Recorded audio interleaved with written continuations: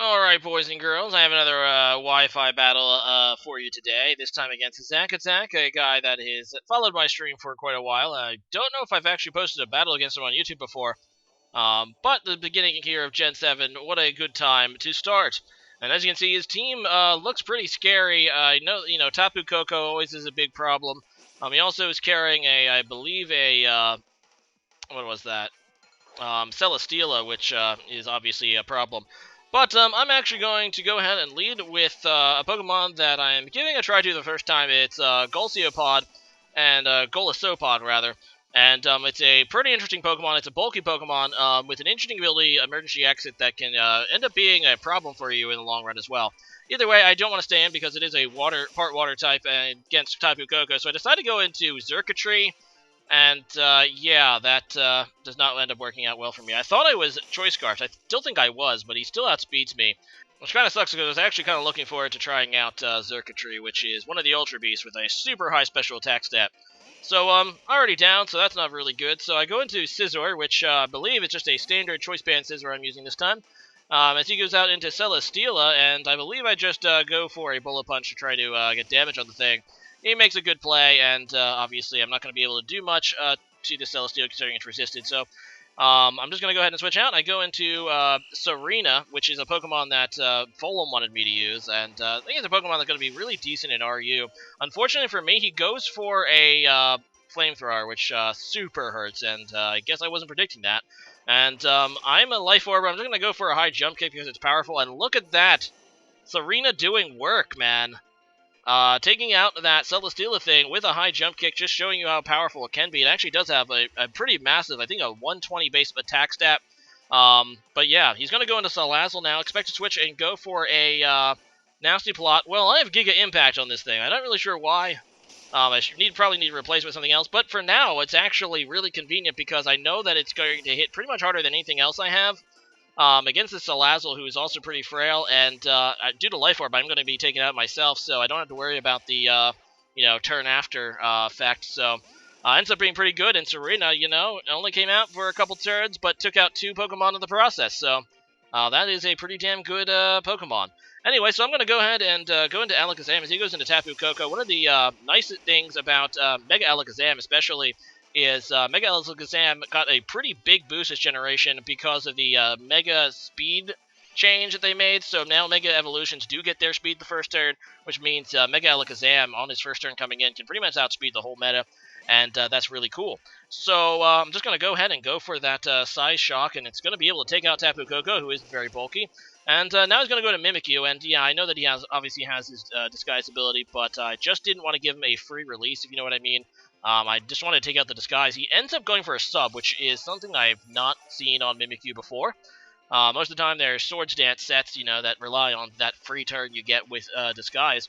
But this one does carry that, and he's going to now go for a Shadow Sting instead of trying to set up. You'll see why in a minute. But he ends up critting me, and even though Alakazam is made out of paper, without boost, that's still not going to kill me. I'm just going to go for another Shadow Ball to break the sub, and yeah, another Shadow Sneak can probably kill me, though, at this point, due to the first one critting. Actually, I don't think the crit probably would have mattered. I think it would have been a 2-hit KO anyway. I don't know. It would have been close. So I go into Scizor now, expecting another Shadow Sneak. I don't envision him don't envision a scenario he doesn't do that, because he really needs to kill out Mega Alakazam. But, yeah, he does that as I go into Scizor. I don't resist it, but I still take it pretty well because it's unboosted and, pretty weak move overall. So he's going to go into Kommo-o, which is a good play because the thing has Bulletproof, which would make him immune to Bullet Punch, which would be the obvious move. Instead, I just go for the U-turn, kind of expecting to switch, and I'm going to go ahead and go into my Flygon. Now, Flygon is a Pokemon that actually got a few interesting new tools this generation as well. For the first time, Flygon does have access to Dragon Dance, so this is actually a Dragon Dancer. I'm not going to actually use it in this battle. I was just going for a Dragon Claw, because obviously I did not want to, against that Kommo, I didn't want to risk it killing me. But, yeah. Now I'm predicting kind of a play rough here, so I just decided to go for an Earthquake to get as much damage on this Mimikyu as I can. He does go for the play rough, but he misses, so last battle, I think, yeah, I missed a play rough, and now it's missed against me. And like I said last video, it's a move I always forget isn't perfect accuracy, but yeah, the fact that it's not perfect accuracy can really screw you sometimes. So I'm just going to keep going for another Earthquake as he goes into Golisopod, which is the Pokemon I led with. Like I said, an interesting Pokemon, but, you know, its ability can actually be a negative for it. As he just goes for a first impression, which is one of its, you know, neat features. I was going to go for a Stone Edge, and that actually is going to kill it. Don't know if the crit mattered, but it is super effective. I think it probably did, because Golisopod is a pretty bulky Pokemon. He would have been forced to switch out anyway, though, so not first impression. His ability, which is Emergency Exit. But whatever, he's going to go back into Mimikyu and just go for the Shadow Sneak to finish off Flygon. But at this point, I'm actually sitting pretty here. I do have a bit of an advantage thanks to Flygon, and I'm just going to go in a Golisopod here, and I do go for a first impression, even though I resisted. I probably actually shouldn't have. Should have went right for a different move. Probably would have been better to go for the Liquidation. But he's going to go for the Toxic. So this is a Toxic Stalling Mimikyu, which is actually a pretty interesting set. You know, because you know, with the free turn you get with Disguise and, you know, using Substitute, it actually really could be annoying. But Golisopod is pretty bulky, and I'm just confident, you know, with its HP that low, it can't sub again, and yeah, I'm just going to go ahead and use my Mega move, my Z move, rather, and it's going to use Hydro Vortex, which is probably overkill at this point, and I didn't need to do it, but I always like going for them anyway, because look at those animations. Those are pretty cool. And that's a dead Mimikyu.